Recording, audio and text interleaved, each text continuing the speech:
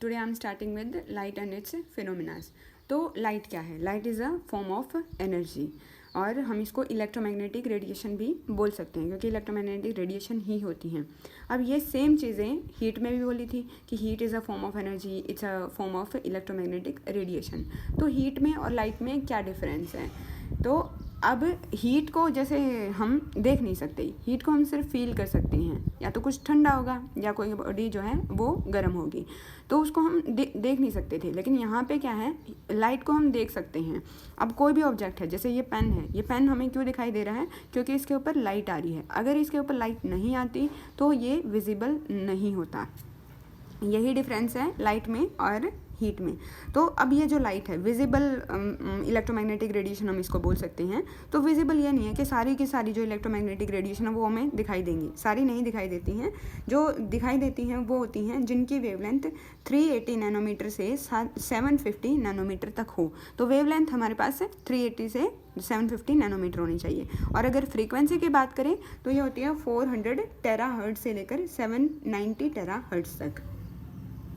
और जो जैसे विबग्योर आपने सुना होगा, जैसे जो रेनबो होती है, रेनबो के कलर्स आप कैसे लिखते हो? विबग्योर ना। तो ये मतलब ये कलर्स हैं हमारे पास, 7 कलर्स हैं, और ये हम देख पा रहे हैं। ये भी क्या है? ये भी इलेक्ट्रोमैग्नेटिक रेडिएशन का ही एक पार्ट है।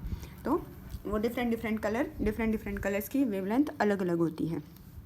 रेड की वेवलेंथ सबसे ज़्यादा होती है और वॉयलेट की वेवलेंथ सबसे कम होती है। तो इधर जा रही है तो वेवलेंथ बढ़ती जा रही है, 380 से शुरू होगी और 750 पे जाके ख़त्म होगी। तो रफ़ होती है थोड़ी, मतलब ऐसा नहीं है कि एग्जैक्ट 750, तो थोड़ी सी रफ मतलब। अब इसके बाद है रेज और वेव्स। तो रे क्या होती है? लाइन ही होती है। जैसे हम ये लाइन बनाएंगे, लेकिन ये अकेले लाइन को हम रे नहीं बोल सकते, ये लाइन ही होती है। पर अगर इसमें हम एरो लगा दें, या तो इधर या इधर, तो ये बन जाएगी रे।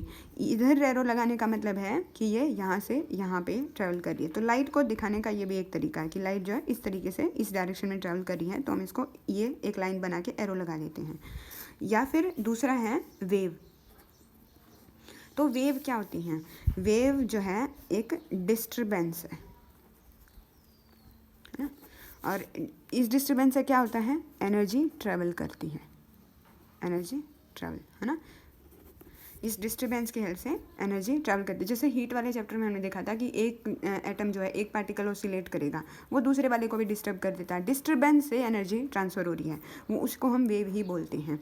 अब जैसे इसको हम किस तरीके से ड्रॉ करते हैं, ये हमने एक लाइन ड्रॉ कर दी, तो ये मान लिया कि 0 है यहाँ पे। अब यहाँ इस तरीके से अगर हम कुछ बना रहे हैं तो ये मतलब वेव है। और ये कहाँ से कहाँ ट्रैवल कर रही है? मान लिया इधर जा रही है, तो यहाँ पे ये 0 से लेकर यहाँ तक ये होता है इसका एम्पलीट्यूड। और इस 0 से यहाँ तक एक बिल्कुल, ये देखिए कि ये यहाँ से लेकर यहाँ तक, फिर उसके बाद बिल्कुल सेम पहले जैसी होगी, फिर उसके बाद ये फिर से इसके जैसे सेम होगी। तो ये एक पैटर्न जो बार बार रिपीट हो रहा है यहाँ से लेकर यहाँ तक, इसको बोलते हैं वेवलेंथ, लैम्बडा ना।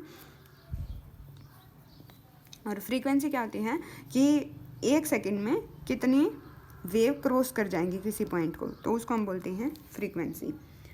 इसके बाद नेक्स्ट है geometrical optics and physical optics. तो जैसे अभी मैंने आपको वेव बताया, और पार्टिकल यानी कि जैसे कोई भी पॉइंट है तो हम इसको पार्टिकल बोल सकते हैं। पार्टिकल जैसे न्यूट्रॉन है, इलेक्ट्रॉन है, प्रोटॉन है, एटम है, ये सारे पार्टिकल्स हैं। अब इसमें क्या है कि स्टार्टिंग में ये सोचा जाता था कि या तो कोई चीज़ जो है वो पार्टिकल हो सकती है या फिर वेव हो सकती है। तो ये नहीं सोचता था कोई भी कि पार्टिकल भी हो सकता है, कोई भी हो सकता है कि जो लाइट का ही एग्जांपल ले लें कि लाइट जो है पार्टिकल भी हो सकती है या और वेव भी हो सकती है। ये सोचा जाता था कि या तो लाइट पार्टिकल होगी या फिर वेव होगी। बाद में पता चला कि ये दोनों हो सकती हैं। तो इसको हम बोलते हैं ड्यूअल नेचर ऑफ लाइट। तो इसमें हम ये क्यों डिस्कस कर रहे हैं? इसमें हम इसलिए डिस्कस कर रहे हैं क्योंकि जो साइंस की जो ब्रांच लाइट को स्टडी करती है उसको हम बोलते हैं ऑप्टिक्स। और ऑप्टिक्स की भी फर्दर आगे 2 ब्रांचेस हैं। एक तो वो है जिसमें हमें कोई फ़र्क नहीं पड़ता कि जो लाइट है वो पार्टिकल है या फिर वेव है। पार्टिकल या वेव होना, इसको हम बोलते हैं नेचर ऑफ लाइट, कि जो अगर लाइट पार्टिकल की तरह बिहेव करी तो मतलब ये होगा पार्टिकल नेचर ऑफ लाइट, और अगर वेव की तरह बिहेव करिए तो होगा वेव नेचर ऑफ लाइट। तो एक तो ये ब्रांच है कि हमें कोई फ़र्क ही नहीं पड़ता कि जैसे मर्जी हो, जो पार्टिकल है तो भी ओके है, लाइट है, वेव है तो भी कोई दिक्कत नहीं है। तो इस ब्रांच को हम बोलते हैं ज्योमेट्रिकल ऑप्टिक्स, जिसमें हमें कोई फ़र्क ही नहीं पड़ता है ना, नेचर से हमें कोई मतलब नहीं है, क्रॉस नेचर पे। अब दूसरी ब्रांच ये है जिसमें हमें फ़र्क पड़ता है, हम इस चीज़ को देखते हुए इसको स्टडी करते हैं कि नेचर कैसा है, इसको बोलते हैं हम फिज़िकल ऑप्टिक्स। तो इसमें हम लाइट के नेचर का ध्यान रखते हैं, तो यहाँ पे हम इसके ध्यान रखते हैं कि क्या है। अब इसके बाद है सोर्सेज ऑफ लाइट। तो जैसे डे टाइम में पूरी एकदम रोशनी होती है और रात को नहीं होती लाइट। रात को अगर लाइट होती है तो थोड़े बहुत स्टार्स दिखते हैं, या फिर मून लाइट हो सकती है, या फिर आर्टिफिशियल लाइट, मतलब आप अपने ट्यूब वगैरह लाइट्स जो हैं वो ऑन करते हो तो तब आपको लाइट दिखती है, अदरवाइज तो डार्कनेस होगी। अब सोर्सेज ऑफ लाइट क्या होते हैं, या तो लाइट नेचुरल हो सकती है या फिर आर्टिफिशियल हो सकती है। तो नेचुरल में क्या है, आर्टिफिशियल। तो अब नेचुरल में क्या है, सनलाइट हो सकती है, या फिर जैसे मून है, स्टार्स हैं, इसके अलावा जैसे कुछ जुगनू होते हैं, है ना, तो वो भी, उसको हम बोलते हैं ग्लो वॉर्म। तो अब इसमें क्या है कि जो सनलाइट की हम सबसे पहले बात करें कि सनलाइट हमें किस तरीके से मिलती है। तो जैसे सन का एक बड़ी बॉल है, तो बड़ी बॉल के अंदर क्या होंगे, गैसेस होती हैं। अब ये गैसेस क्या हैं, छोटे एटम, जो हाइड्रोजन होता है वो सबसे छोटा एटम होता है। तो यहाँ पे क्या होता है कि दो एटम मिल जाते हैं, एक छोटा हाइड्रोजन और ये दो हाइड्रोजन मिलके बड़ा एटम बना लेते हैं। बड़ा एटम बनता है हीलियम का, और जब दो छोटे एटम मिलके बड़ा एटम बनाए तो इस चीज़ को हम बोलते हैं फ्यूज़न। फ्यूज़न का क्या फ़ायदा होगा यहाँ पे, फ्यूज़न से क्या होता है, एनर्जी मिलती है। अब एनर्जी क्या है, हमने एनर्जी की बहुत सारी फॉर्म होती हैं, दो फॉर्म हमने इस चैप्टर में पढ़ी हैं, लाइट और पिछली में हमने पढ़ी थी heat. Heat is a form of energy, light is a form of energy. तो ये जो एनर्जी है, सन की एनर्जी जो है, ये बाहर ट्रेवल करती है और यही हमें अर्थ पे मिलती है। तो अब जो है कुछ एनर्जी ऐसी है जो हम देख नहीं पाते, जैसे कि हीट है, और कुछ एनर्जी जो हम देख पाते हैं उसको हम लाइट बोल देते हैं। तो इसके अलावा भी ऐसा नहीं है कि दो एटम मिलके हमेशा बड़ा ही बनाएंगे, एक बड़ा एटम टूट के छोटा भी बनता है, उससे भी एनर्जी मिलती है, लेकिन सन में हमें फ्यूज़न से एनर्जी मिलती है। तो ये होगी नेचुरल लाइट। अब मून है, जैसे मून क्या करता है, मून की अपनी लाइट नहीं होती, मून से सन की लाइट, मून को सन की लाइट मिलती है तो वो अर्थ पे, मतलब अर्थ पे हमें दिखाई देती हैं, लेकिन वो खुद की नहीं है, सनलाइट से ही वो मिल रही है। स्टार हैं, तो स्टार हमें छोटे छोटे दिखाई देते हैं, सन तो बहुत बड़ा दिखाई देता है। तो स्टार जो हैं सन के कंपैरिजन में हम अर्थ से बहुत ज़्यादा दूर हैं, तो इसीलिए हमें छोटे दिखाई देते हैं।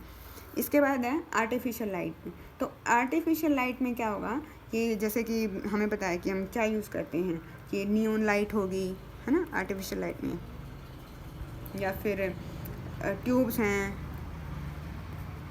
लेज़र्स हैं।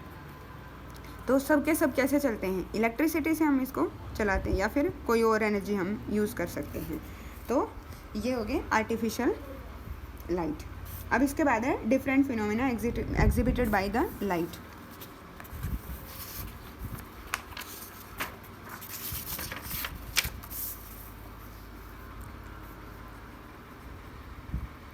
डिफरेंट फिनोमेना, है ना। सबसे पहले हम यहाँ पे पढ़ेंगे रिफ्लेक्शन।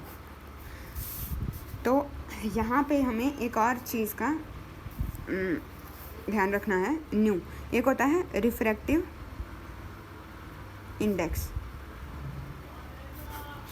तो रिफ्रैक्टिव इंडेक्स को हम रिप्रेजेंट करते हैं न्यू से। न्यू क्या होता है, speed of light in vacuum divided by speed of light in medium. मतलब क्या इसका, देखिए वैक्यूम क्या है, सन से अर्थ के बीच में कोई पार्टिकल नहीं होता, इसको हम बोलते हैं वैक्यूम, कुछ भी नहीं है।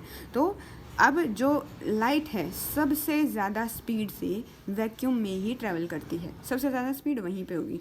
अब इसके बाद जैसे मीडियम है, पानी है मीडियम है, या फिर ग्लास है मीडियम है, वुड है मीडियम है, तो अब क्या है, और बाकी सारे वैक्यूम को छोड़ के बाकी सारे एयर है मीडियम है ना, तो बाकी सारे एयर कोई भी मीडियम हो वैक्यूम को छोड़ के, उनमें जो स्पीड है लाइट की वो कम हो जाती है।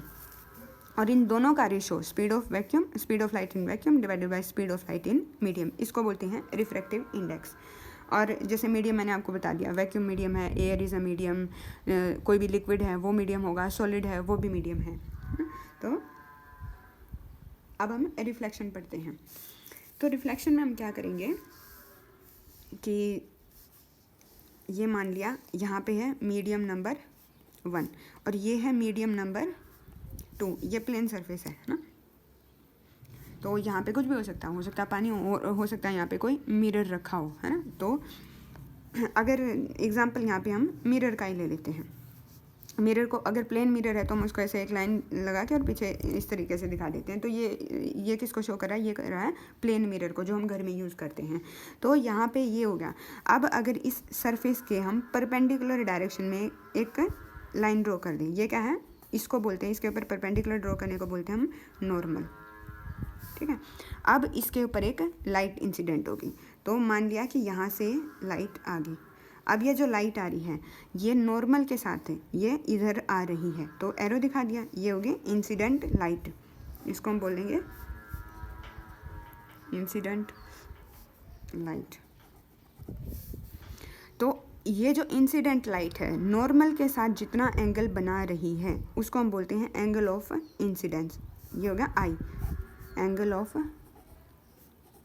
इंसिडेंस। अब ये जो एंगल, इसके बाद ये टकराएगी और मीडियम नंबर 2 में नहीं जाएगी, मीडियम नंबर, क्योंकि हम रिफ्लेक्शन पढ़ रहे हैं, मीडियम नंबर 2 में जाने की बजाय ये मीडियम नंबर 1 में ही वापस आ जाए और इससे टकरा के, तो ये हो गया, इसको बोलते हैं रिफ्लेक्शन। ये आगे नहीं गई, इधर ही वापस आ गई, ये होगी रिफ्लेक्टेड रे। तो ये जो रिफ्लेक्टेड रे है नॉर्मल के साथ जितना एंगल बनाएगी उसको बोलते हैं आर, एंगल ऑफ रिफ्लेक्शन। तो यहाँ पे ये होगा angle of incidence, angle of reflection, reflection बोलेंगे। तो अब इसमें हैं 2 लॉज हैं, तो लॉज ऑफ रिफ्लेक्शन, तो 2 लॉ हैं हमारे पास। फर्स्ट लॉ है angle of incidence is equal to angle of reflection always, है ना। अब दूसरा है कि जो हमारे इंसिडेंट लाइट है या इंसिडेंट रे बोल सकते हो, रिफ्लेक्टेड रे हैं, और तीसरा है नॉर्मल।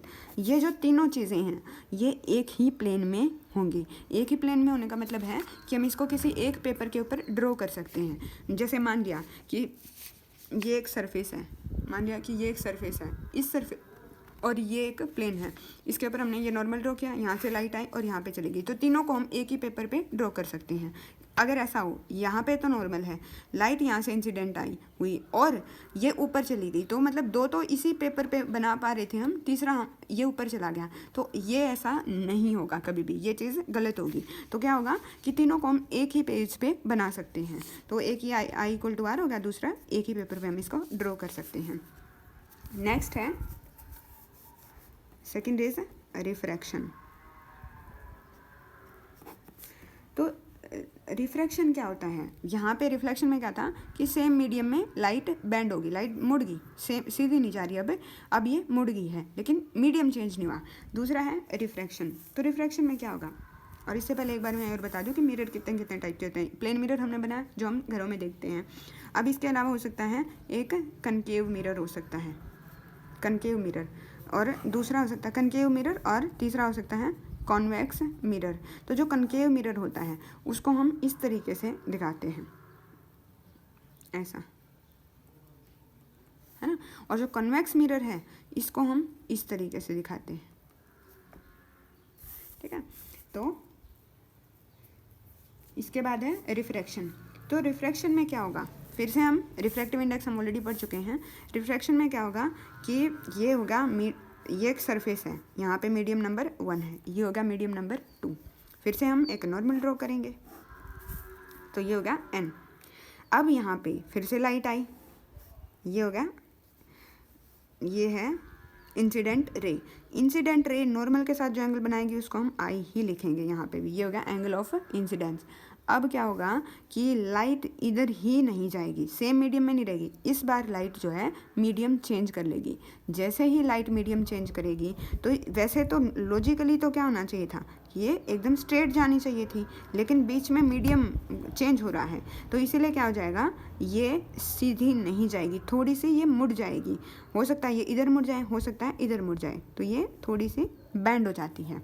तो अब जो नॉर्मल के साथ ये क्या होगी, ये जो लाइट है ये होगी रिफ्रैक्टेड और वहाँ पे थी रिफ्लेक्टेड, तो ये होगी रिफ्रैक्टेड रे, इंसिडेंट रे, रिफ्रैक्टेड रे और नॉर्मल। तो नॉर्मल के साथ रिफ्रैक्टेड रे जो एंगल बनाएगी उसको हम लिखेंगे एंगल ऑफ रिफ्रैक्शन। यहाँ पे आई और आर इक्वल नहीं होते हैं, वहाँ पे थे। तो यहाँ पे क्या हुआ है, लाइट मुड़ गई है। क्यों मुड़ी है, कब मुड़ी है, जब मीडियम चेंज हुआ है। तो इसको बोलते हैं हम refraction. Bending of light when it enters in medium number 2 from medium number 1 is known as refraction. तो अब हम इसमें लॉज ऑफ रिफ्रैक्शन देख लेते हैं। लॉज ऑफ रिफ्रैक्शन, तो लॉ ऑफ रिफ्रैक्शन क्या है, फर्स्ट तो क्या हो जाएगा कि sine theta of I angle of incident divided by sine R angle of refraction is equal to पहले मीडियम का रिफ्रैक्टिव इंडेक्स हम पढ़ चुके हैं क्या होता है, मान लिया यहाँ पे है ν1, दूसरे मीडियम का है ν2, तो ये क्या हो जाएगा, refractive index of medium number 2 ν2 divided by refractive index of medium number 1। ये है लॉ ऑफ रिफ्रैक्शन या फिर स्नेल्स लॉ, दो नाम है, लॉ ऑफ रिफ्रैक्शन भी बोल सकते हो या फिर स्नेल्स लॉ भी बोल सकते हैं। तो रिफ्रैक्शन में ये चीज़ फॉलो होगी। दूसरा क्या होगा, यहाँ पे फिर से जो इंसिडेंट रे है, रिफ्रैक्टेड रे है और नॉर्मल है, ये तीनों इस बार भी सेम प्लेन में ही होंगे। इसके बाद टॉपिक आ गया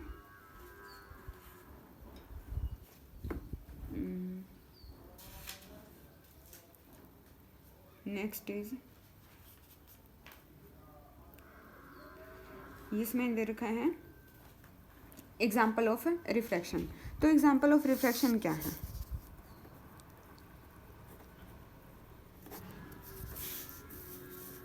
यहाँ पे हमारा है जैसे ट्विंकलिंग ऑफ स्टार दे रखा है। ट्विंकलिंग ऑफ स्टार, यहाँ पे एक स्टार है, ये है अर्थ। तो अर्थ से और इनके बीच में क्या होगा, मतलब जहाँ तक अर्थ का एटमॉस्फेयर है यहाँ पे क्या होगी, एयर होगी। अब एयर है तो क्योंकि सर्दियों में ठंडी होगी थोड़ी सी, गर्मियों में गर्म होगी, तो अब दिन में भी अलग अलग टाइम पे अलग अलग होगी। तो क्या होता है कि जो गर्म एयर होती है, हॉट एयर होती है, वो ऊपर की तरफ जाती है और जो ठंडी होती है ना वो नीचे आ जाती है। तो ये ग्रेविटी की वजह से हम इसको लिख सकते हैं ऐसे। अब इसको बोलते हैं कन्वेक्शन करंट्स, मतलब ये जो एयर मूव कर रही है इसको हम कन्वेक्शन करंट बोलते हैं। इसके टेम्परेचर की वजह से जो मूवमेंट है इसको इसीलिए इसको हम कन्वेक्शन करंट बोलते हैं।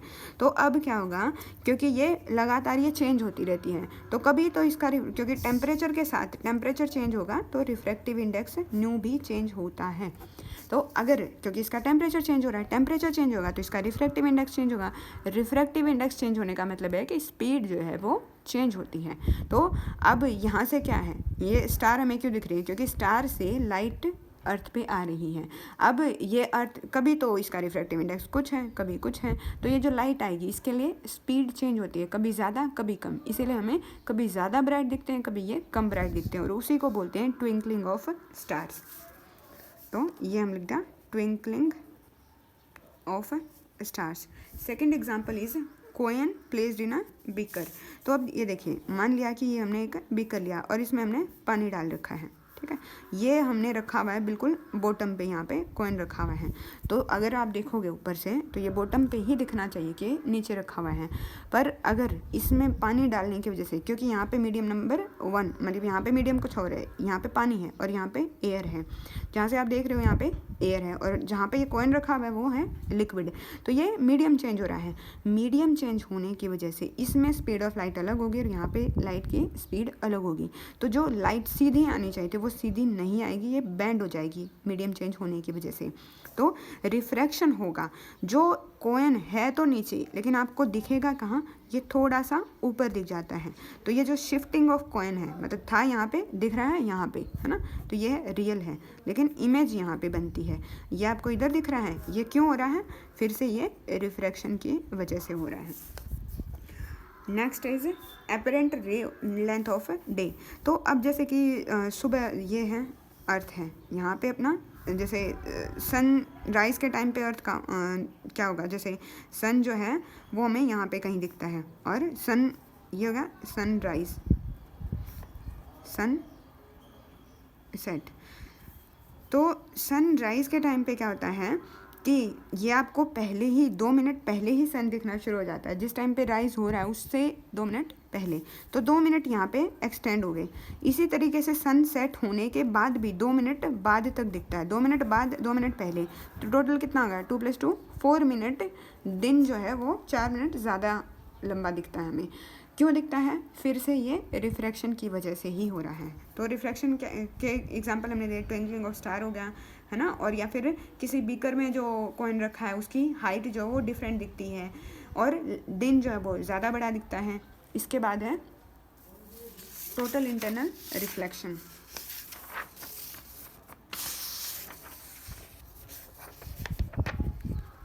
Total internal reflection. तो टोटल इंटरनल रिफ्लेक्शन में क्या होगा कि 2 मीडियम हैं, एक तो है डेंसर, एक है रेरर। तो डेंसर और रेरर एक बार देख लेते हैं क्या होता है। तो डेंसर मीडियम वो है जिसका रिफ्रैक्टिव इंडेक्स ज़्यादा है, और ये इसका रिफ्रैक्टिव इंडेक्स क्या होगा, न्यू लेस। तो जिसका रिफ्रैक्टिव इंडेक्स कम है वो होगा रेरर मीडियम, जिसका रिफ्रैक्टिव इंडेक्स ज़्यादा होगा वो होगा डेंसर मीडियम। तो अब जो रेरर मीडियम है उसमें लाइट जो है ज़्यादा फास्टली मूव करती है, डेंसर में कम फास्टली मूव करती है, मतलब स्लो चलेगी थोड़ा सा। अब इसके बाद क्या है कि अब